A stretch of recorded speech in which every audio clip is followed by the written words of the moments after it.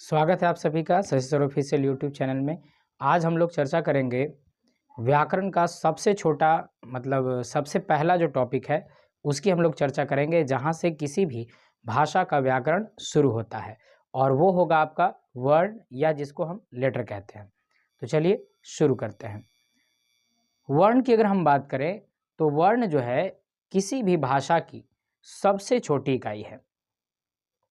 वह छोटी से छोटी इकाई, वह छोटी से छोटी ध्वनि जिसके खंड या टुकड़े न किए जा सके, उसे ही हम वर्ण या अक्षर के नाम से जानते हैं। और आगे बढ़ते हैं। वर्णमाला, बारी बारी से सारे टॉपिक्स को हम देखते जाएंगे और जो पीडीएफ आपके समक्ष आपको अभी दिखाई दे रहा है वो आपको टेलीग्राम चैनल पर मिल जाएगा। आप वहाँ से डाउनलोड करके इसको बड़ी आसानी से लिख भी सकते हैं। अगली बात आती है वर्णमाला की। तो वर्णमाला क्या है? तो वर्णों के व्यवस्थित समूह को हम लोग वर्णमाला कहते हैं। ऐसा समूह जिसमें वर्ण व्यवस्थित हो, क्रम से हो, उसी को हम क्या कहेंगे? वर्णमाला कहेंगे। हिंदी वर्णमाला में कुल 52 वर्ण होते हैं। कई व्याकरण की किताबों में आपको 44 और 48 वर्ण भी मिलेंगे, लेकिन अगर 44 या 48 है तो समझिए कि वहाँ पर जो है संयुक्त व्यंजन को जोड़ा हुआ नहीं है, अतिरिक्त व्यंजन को उसमें जोड़ा हुआ नहीं है। यहाँ हम जो पढ़ रहे हैं इसमें सब कुछ को ऐड करके आपको कुल 52 वर्णों को देखना है। चलिए आगे बढ़ते हैं। हिंदी वर्णमाला में कुल 52 वर्ण होंगे, जिसमें स्वरों की संख्या 11 होगी। अ, आ, हर्षई, दीर्घई, ह्रस्व उ, दीर्घ उ, री, ए, ओ और औ। और जिसमें 2 अयोगवाह होंगे, 2 अयोगवाह जोड़े जाएंगे, जिन्हें जो न तो स्वर है और ना ही व्यंजन है। अगला है आपका व्यंजन। व्यंजन जो होते हैं इनकी संख्या भी कुल जो है बाकी जितना भी बचेगा आपको उसकी संख्या उतनी हो जाएगी। जैसे हमने 11 पढ़ लिया स्वर के रूप में, 2 पढ़ा अयोगवाह के रूप में, तो बाकी जो है 33 आपके बच गए व्यंजन के रूप में, जिसमें संयुक्त व्यंजन को हमने नहीं लिया है। संयुक्त व्यंजन को अलग से पढ़ेंगे जो 4 और अतिरिक्त व्यंजन 2 होंगे।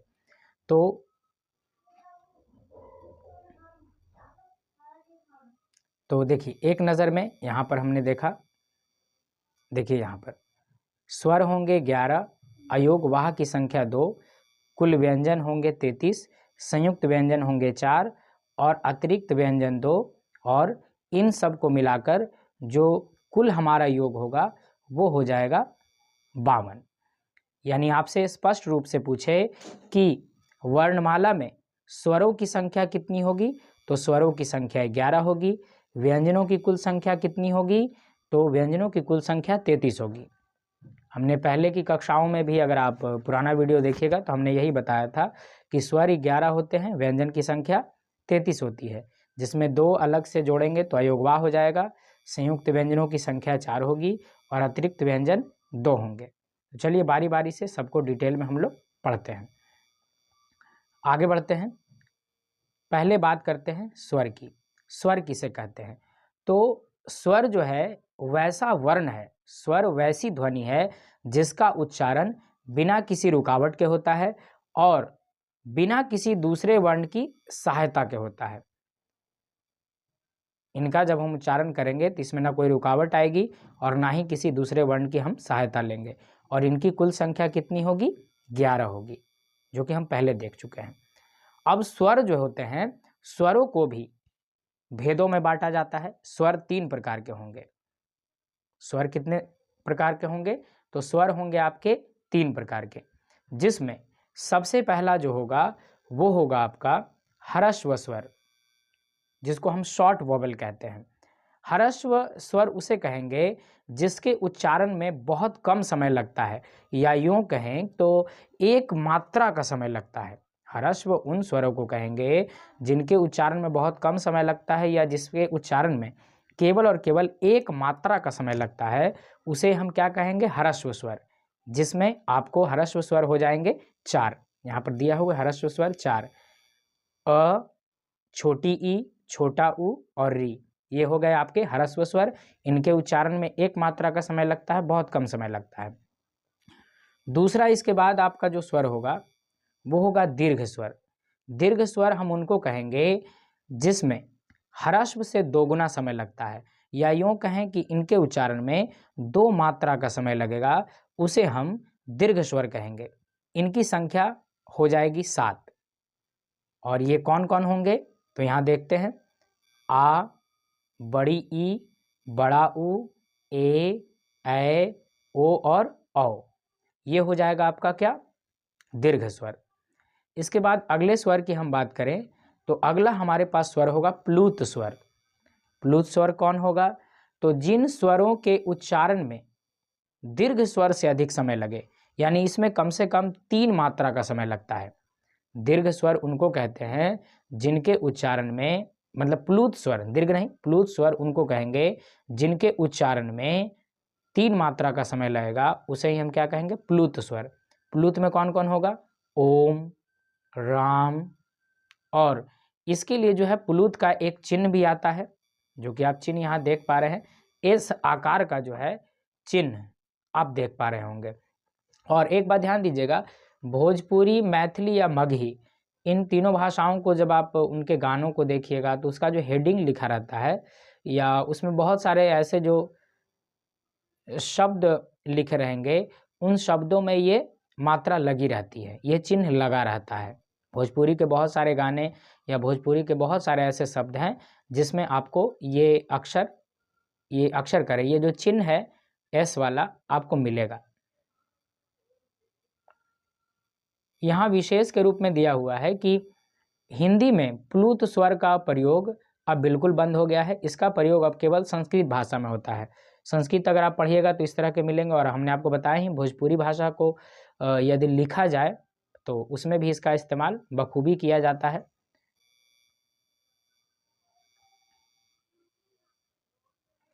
चलिए आगे बढ़ते हैं और आगे देखते हैं स्वरों की मात्राएं। मात्राएं किसे कहते हैं, तो जब हम स्वरों को व्यंजनों के साथ मिलाकर लिखते हैं तो अपने मूल रूप में प्रयोग नहीं होते, इनका स्वरूप बदल जाता है। ठीक है, व्यंजनों के साथ इनके चिन्हों का प्रयोग किया जाता है। स्वरों के ये चिन्ह क्या कहलाते हैं, मात्रा कहलाते हैं। जैसे देखिए, उदाहरण के माध्यम से समझिए, जैसे हमने यहाँ पर लिखा कल, तो इसमें तो कोई मात्रा नहीं लगी क्योंकि अ की कोई मात्रा नहीं होती है। लेकिन हमने लिखा काल, तो क में किसकी मात्रा लगी, आ की मात्रा लगी। हमने लिखा किला, तो इसमें छोटी ई की मात्रा लगी क में, और ल में क्या लगा, आ की मात्रा। फिर इसी प्रकार इसमें छोटी ई की मात्रा, बड़ी ई की मात्रा है, ये छोटी ई की मात्रा, ये बड़ी ई की मात्रा, ये छोटा ऊ का मात्रा, बड़ा ऊ का मात्रा, री का मात्रा, ए, ओ और औ। अगर आपसे पूछे कि कौन सा ऐसा स्वर है जिसकी कोई मात्रा नहीं होती, तो वैसा स्वर आपका अ है। अ एक ऐसा स्वर है जिसकी कोई मात्रा नहीं होती। और अगर मात्राओं की हम संख्या की बात करें तो आप यहाँ पर देख पा रहे हैं, अगर 11 स्वर हैं और अ की कोई मात्रा नहीं है, तो इस हिसाब से हो जाता है मात्राओं की संख्या कुल कितनी, 10। मात्राओं की कुल संख्या कितनी होगी, 10। और एक बात ध्यान रखिए, 10th हो या 12th का एग्जाम हो, आपको जो भी क्वेश्चन पूछेगा वो ऑब्जेक्टिव फॉर्मेट में पूछा जाएगा आपसे क्वेश्चन। इसलिए इस बात का पूरा ख्याल रखिए कि आपको ऑब्जेक्टिव के फॉर्मेट में ही इसको याद रखना है। तो ये जो छोटे छोटे पॉइंट्स हैं कि स्वरों की संख्या 11 होती है, मात्राओं की संख्या 10 होती है, अ एक ऐसा स्वर है जिसकी कोई मात्रा नहीं होती है, तो इसको याद रखना बहुत ज़रूरी है। चलिए आगे बढ़ते हैं। कुछ पॉइंट्स हैं इम्पॉर्टेंट जो हमने पढ़ा है इससे पहले, उसको एक बार रिवाइज कर लेते हैं, एक बार पुनरावलोकन कर लेते हैं। अ स्वर की कोई मात्रा नहीं होती, प्रत्येक व्यंजन का उच्चारण अ स्वर की सहायता से होता है। बिना अ की सहायता के किसी भी स्वर का उच्चारण कर पाना संभव नहीं है। जब किसी व्यंजन में अ की ध्वनि नहीं मिली होती तो उस व्यंजन के नीचे तिरछी छोटी रेखा लगाते हैं, जिसे हल का चिन्ह या हलंत का चिन्ह कहते हैं। जैसे आप यहाँ देख पा रहे हैं, क के नीचे, च के नीचे, झ के नीचे, ठ, त और थ के नीचे जो है आपका हलंत का चिन्ह लगा हुआ है।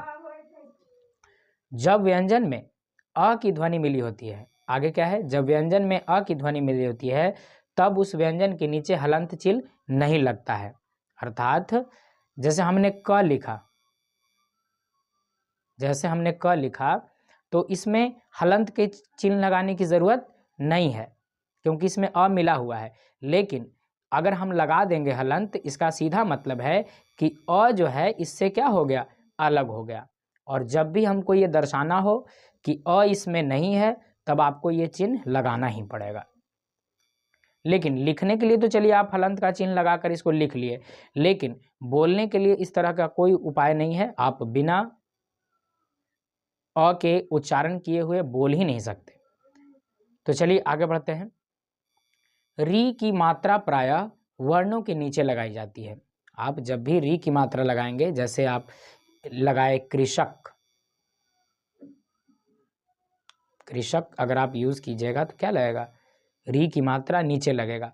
या आप एक शब्द लिख लीजिए नृप, लिखिए, आप लिखिए वृक्ष, तो इन सभी में मात्रा कहाँ लगेगी, नीचे की ओर। तो री की मात्रा हमेशा नीचे लगती है। चलिए अगला आपका आता है अयोगवाह। अयोगवाह क्या है, तो थोड़ा देर पहले भी हमने आपको बताया था कि हिंदी में अन और अह दो वर्ण होते हैं जिन्हें अयोगवाह कहते हैं। अन जिसको हम पढ़ते हैं असल में वो अनुस्वर है, ठीक है, और जिसको हम अ पढ़ते हैं असल में ये अ के साथ मिलकर अन और अह बन गया, अन्यथा इनका अपना कोई अस्तित्व नहीं होता। ये केवल एक बिंदु के रूप में होते हैं, जहाँ आप यहाँ देख पा रहे हैं एक बिंदु के रूप में होते हैं। ये नहीं, ऊपर वाला ये एक बिंदु के रूप में होता है जिसको हम अनुस्वर कहते हैं, और ये दो बिंदु है तो इसको हम क्या कहेंगे, विसर्ग।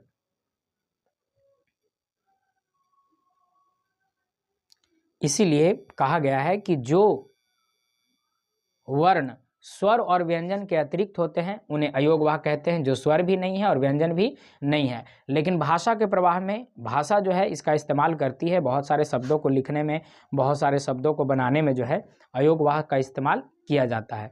जैसे अयोगवाह में आपको ये अनुस्वर की हम बात करते हैं, तो अनुस्वर जब आप अंत शब्द लिखते हैं, अंत लिखिए तो देखिए अ के ऊपर, तुरंत लिखिए तो र के ऊपर, अत्यंत लिखिए, अंत लिखिए, अंत तो अभी हमने लिखा ही, किंतु, परंतु, इस तरह के शब्द जब आप लिखिएगा तो वहाँ इस्तेमाल होगा। वहीं दूसरी ओर विसर्ग की बात करें तो प्रातः, प्रातः, अतः, नमः, इस तरह के जब शब्दों को हम लिखेंगे तो ये अयोगवाह अर्थात विसर्ग का इस्तेमाल होगा। तो विसर्ग का नियम क्या है कि या तो ये शब्द के बीच में लगेगा या तो शब्द के अंत में लगेगा। इसे शब्दों के पहले लगाकर कभी भी कोई शब्द हम नहीं बना सकते। अपने आप में ये किसी योग्य नहीं है, जब भी योग्य बनेगा तो किसी के साथ मिलकर बनेगा।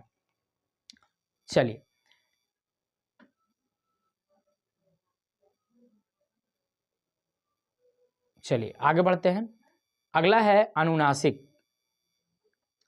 अनुनासिक क्या है, जब किसी वर्ण का उच्चारण करते समय वायु केवल नाक से बाहर आती है तब उसे दर्शाने के लिए शिरोरेखा के ऊपर बिंदु का चिन्ह लगाया जाता है, इसे अनुस्वर कहते हैं।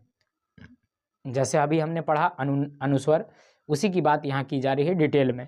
पंख, रंक, गंध, सब में ऊपर क्या लगा है, अनुस्वर। इसके बाद आता है अनुनासिक। अनुनासिक क्या है, जब किसी वर्ण का उच्चारण करते समय वायु नाक और मुंह दोनों से बाहर निकलती है तब वर्ण के ऊपर चंद्र बिंदु यानी चांद के साथ बिंदु लगाया जाता है, इसे हम अनुनासिक कहते हैं। जैसे कहे आपसे कि दांत में चंद्र बिंदु क्या है, तो अनुनासिक है। या अनुनासिक का एक दो एग्जाम्पल बताइए, तो वहाँ अगर बहुत सारे ऑप्शंस रहेंगे तो आप उसमें से सेलेक्ट कर सकते हैं कि अनुनासिक का इस्तेमाल कहाँ हुआ है। चलिए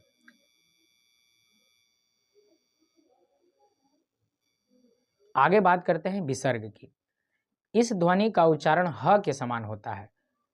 यह स्वर नहीं है लेकिन इसे अ के साथ जोड़कर अह की तरह लिखा जाता है, अतः इसका प्रयोग शब्द के अंत में किया जाता है। और शब्द जैसे अभी थोड़ा देर पहले भी हम आपको शॉर्ट में बताए थे, यहाँ विस्तार से है, अतः, प्रातः, स्वतः, प्रायः, शनैः, शनैः आदि। अगला क्या है? अगला है आगत ध्वनि, जिसको हम औ कहते हैं। आगत ध्वनि जिसको हम क्या कहते हैं? औ कहते हैं। चलिए इसको देखते हैं। आगत ध्वनि से क्यों कहा जाता है? आगत ध्वनि से इसलिए कहा जाता है क्योंकि यह ध्वनि जो है अंग्रेजी भाषा से भारतीय भाषा अर्थात हिंदी में आई है। जैसे डॉक्टर है, कॉपी है, टॉफ़ी है, बॉल है, इसे आगत कहा जाता है। आगत क्यों? क्योंकि ये विदेशी भाषा अंग्रेजी से ली गई है। इसके बाद बारी आती है अनुनासिक और अनुस्वर में क्या अंतर है। तो एक बात ध्यान दीजिएगा, अनुस्वर और अनुनासिक के बारे में पढ़ चुके हैं, उसी के आधार पर कुछ अंतर होता है। अनुस्वर के उच्चारण में वायु केवल नाक से बाहर निकलती है, जबकि अनुनासिक का हम इस्तेमाल करेंगे तो नाक और मुंह दोनों से हवा बाहर निकलेगी। जैसे हंस अनुस्वर हो गया, हंस अनुनासिक हो गया। इसके बाद बात करते हैं हम लोग व्यंजन की। तो व्यंजन हम पहले ही बता चुके हैं, वैसे वर्ण जिनका उच्चारण स्वर की सहायता से होता है और जिनका उच्चारण रुकावट से होता है, उसे हम क्या कहेंगे? व्यंजन कहेंगे। और इनकी संख्या कुल कितनी होगी? 33 होगी। संयुक्त व्यंजन को मिलाकर इनकी संख्या 37 है। आगे है व्यंजन के भेद। व्यंजन की अगर हम बात करें तो इसके मुख्यतः 3 भेद होंगे। सबसे पहला स्पर्श व्यंजन। स्पर्श व्यंजन किसे कहेंगे? तो वैसे व्यंजन जिनका उच्चारण करते समय जीभ मुख के विभिन्न भागों जैसे कंठ, तालु, मूर्धा, दांत, ओठ को स्पर्श करती है, उन्हें स्पर्श व्यंजन कहते हैं। इन स्पर्श व्यंजनों को जो है 5 वर्गों में बांटा गया है। क्या किया गया है? इन्हें 5 वर्गों में बांटा गया है। जैसे कवर्ग, चवर्ग, टवर्ग, तवर्ग और पवर्ग। ये वर्ग क्या है? तो आप जब भी पढ़िएगा तो एक साथ 5 वर्ण को हम पढ़ते हैं, क ख ग घ अड़ या अंगा जो भी है, छ छ ज झ इया, ट ठ ड टवर्गी ना, त थ द ध न और प फ व म। ये जो 5 व्यंजन हमने एक साथ पढ़ा, माना जाता है कि ये 5 व्यंजनों का क्या है? एक वर्ग है। और इस वर्ग का नाम जो है इस व्यंजन के, इस वर्ग के पहले व्यंजन के नाम पर होता है। जैसे क ख ग में क पहले है तो कवर्ग, च छ ज में च पहले है तो चवर्ग, ट ठ ड में ट पहले है तो तवर्ग। तो इस तरह से है। और यदि उच्चारण स्थान की बात करें तो कवर्ग का उच्चारण कंठ से होता है। आप खुद उच्चारण करके देख लीजिए, क ख ग घ अड़। यहाँ कंठ जो है आपका वाइब्रेट करेगा। चवर्ग च छ ज झ इया। आपका तालु जो है वो स्पर्श होता है। टवर्ग, टवर्ग जो है वो मूर्धा है। ट ट ट, ये जीभ जो है वो आपको मूर्धा पर ऊपर टच करेगा। ट ठ ड ढ न, ये जो टवर्गिन है इसको न पढ़ा जाता है। न जीभ जो है स्पर्श करेगा। अगला है तवर्ग। तवर्ग का उच्चारण होगा दांत से। ट त थ। देखिए आपका जीभ कहाँ टच करेगा? जीभ जो है बहुत इंपॉर्टेंट है, बहुत ज़्यादा काम आएगा। बिना जीभ के जो है बोला नहीं जा सकता, इसलिए देखिएगा इस बार जीभ क्या होगा? दांत से सटेगा। त थ द ध न। इसके बाद है पवर्ग। पवर्ग का उच्चारण स्थान क्या होगा? ओठ होगा। प में जितने भी हैं पांचों, सबका उच्चारण में ओठ आपका जो है स्पर्श होगा। प फ ब भ म। बिना ओठ सटे आप स्पष्ट रूप से इसको बोल नहीं सकते।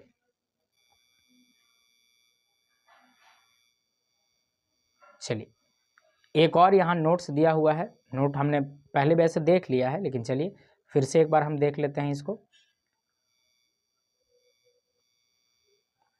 नोट क्या है कि प्रत्येक वर्ग के अंतिम वर्ण को पंचम वर्ण कहते हैं। जब हम लोग संधि पढ़ेंगे तो उसमें हम लोग बहुत सारे नियम पढ़ेंगे। पंचम वर्ण का नियम, तृतीय वर्ण का नियम, तो उसमें ये ज़्यादा काम आएगा। तो पंचम यानी अड़, इया, टवर्गी न और म, ये जो हुआ अंतिम वाला उसे पंचम वर्ण कहते हैं। और प्रत्येक वर्ग का नाम अपने वर्ग के प्रथम वर्ण के आधार पर होता है, जो कि अभी हमने आपको बताया विस्तार से। आगे बढ़ते हैं। अगला है आपका अंतस्थ व्यंजन। अंतस्थ व्यंजन क्या है? तो जिन व्यंजनों के उच्चारण में वायु मुख के किसी भाग को पूरी तरह स्पर्श नहीं करती, उन्हें अंतस्थ व्यंजन कहते हैं। और अंतस्थ व्यंजन की संख्या कितनी होती है? अंतस्थ व्यंजन की संख्या होती 4। आप इसका उच्चारण करके देख सकते हैं। य र ल व, बहुत ज़्यादा नहीं, सब थोड़ा थोड़ा स्पर्श होगा, विशेष पूरी तरह नहीं कोई स्पर्श करेगा। अगला है आपका ऊष्म व्यंजन। ऊष्म व्यंजन क्या होते हैं? तो ऊष्म व्यंजन जो है, जिन वर्णों के उच्चारण से मुख से विभिन्न भागों से रगड़ खाकर ऊष्मा पैदा होती है, अर्थात हमारे मुख से जो है हल्की गर्म हवा निकलेगी जब हम इसका उच्चारण करेंगे। श श, अच्छे से अगर बोलिएगा तो हल्की गर्म हवा निकलती है। श्वास की मात्रा के आधार पर जो है व्यंजनों को, अगला बंटवारा हम लोग देखेंगे श्वास की मात्रा के आधार पर। तो श्वास की मात्रा के आधार पर व्यंजन दो तरह के होंगे, एक होगा अल्प प्राण व्यंजन और दूसरा को कहेंगे हम लोग महाप्राण व्यंजन। अल्प प्राण क्या है? तो जिन वर्णों के उच्चारण में वायु की मात्रा कम होती है, जिन वर्णों के उच्चारण में वायु की मात्रा कम होती है उसे हम क्या कहेंगे? अल्प प्राण व्यंजन कहते हैं। हिंदी वर्णमाला के प्रत्येक वर्ग का पहला, तीसरा, पांचवा वर्ण जो है अल्प प्राण है। पहला, तीसरा और पांचवा क्या होगा? अल्प प्राण। जैसे कवर्ग में क, ग, ड़, चवर्ग में च, ज, य, टवर्ग में ट, ड, टवर्गिना, तवर्ग में त, द, न, पवर्ग में प, ब और म। इसके बाद महाप्राण की बात करते हैं।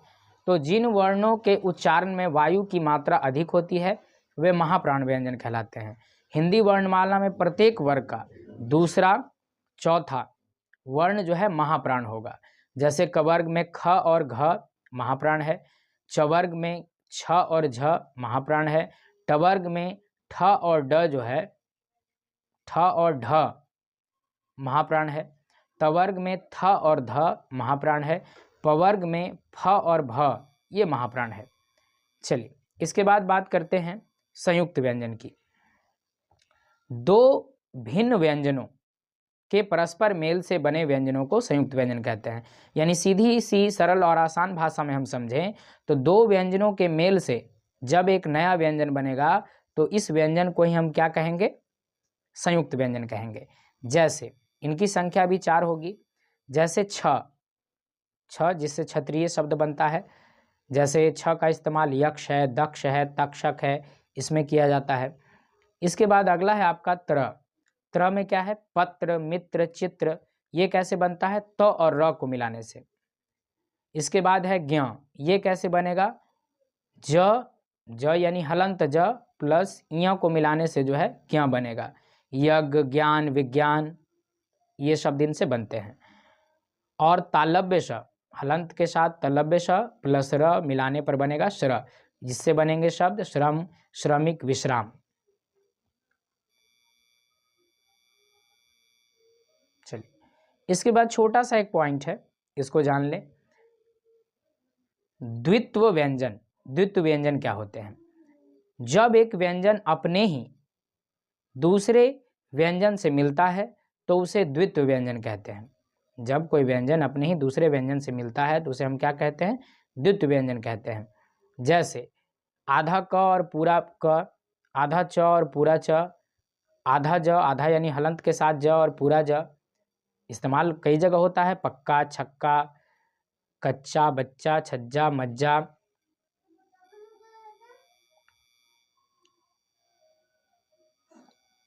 और इसमें क्या, इसकी क्या खासियत है कि पहला व्यंजन जो है वह स्वर के बिना होता है और दूसरा व्यंजन जो होगा स्वर के साथ होगा। इसके बाद बात करते हैं अतिरिक्त व्यंजन की। अतिरिक्त व्यंजन क्या है? तो जिन व्यंजनों का उच्चारण करते समय जिह्वा ऊपर उठकर मूर्धा को स्पर्श करती हुई तुरंत नीचे गिरती है उन्हें अतिरिक्त व्यंजन कहते हैं। जैसे ढ, ढ अतिरिक्त व्यंजन है। इन व्यंजनों से कोई शब्द आरंभ नहीं होगा लेकिन इनका प्रयोग अंत या मध्य में होता है। जैसे पेड़, सड़क, रगड़, पहाड़, गढ़, बुढ़िया, कढ़ाई, बाढ़ इत्यादि।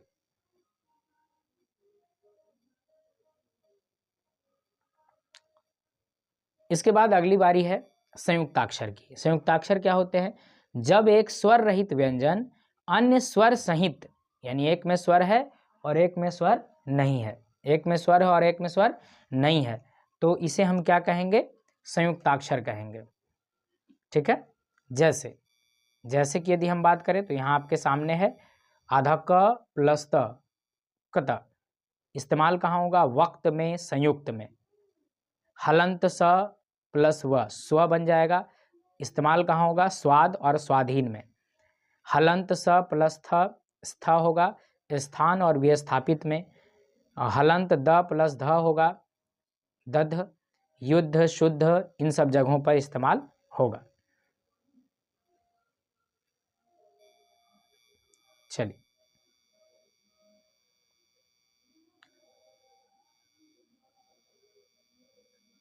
चलिए थोड़ा सा केवल इसका रिवाइज हम लोग कर लेते हैं। ऊपर जो है छोटे छोटे बच्चों के लिए दिया हुआ है, आपके लायक नहीं है ये। वर्ण वह छोटी से छोटी ध्वनि है जिसके खंड या टुकड़े नहीं किए जा सकते। हिंदी वर्णमाला में 2 प्रकार के वर्ण होते हैं, स्वर और व्यंजन। स्पर्श के आधार पर व्यंजन के 3 भेद होते हैं, स्पर्श व्यंजन, अंतस्थ व्यंजन और ऊष्म व्यंजन। और स्वर श्वास की मात्रा के आधार पर व्यंजन के 2 भेद होते हैं, अल्पप्राण और महाप्राण। और क्या है, 2 विभिन्न व्यंजनों के परस्पर मेल से बने व्यंजन को संयुक्त व्यंजन कहते हैं। तो ये था आपका आज का क्लास। आपका आज का क्लास आपको कैसा लगा? अगर अच्छा लगा तो लाइक, कमेंट, शेयर ज़रूर करें, और अगर आप चैनल पर नए हैं तो इसको सब्सक्राइब ज़रूर कर लें। मिलेंगे हम लोग अगले वीडियो में अगले टॉपिक के साथ, और इसी तरह व्याकरण के डिटेल की वीडियो देखने के लिए हमसे जुड़े रहें। और इसका PDF अगर आप प्राप्त करना चाहते हैं तो Shashi sir official Telegram channel पर जाकर इसे आप प्राप्त कर सकते हैं। तो मिलते हैं नेक्स्ट वीडियो में, तब तक के लिए सभी को जय हिंद।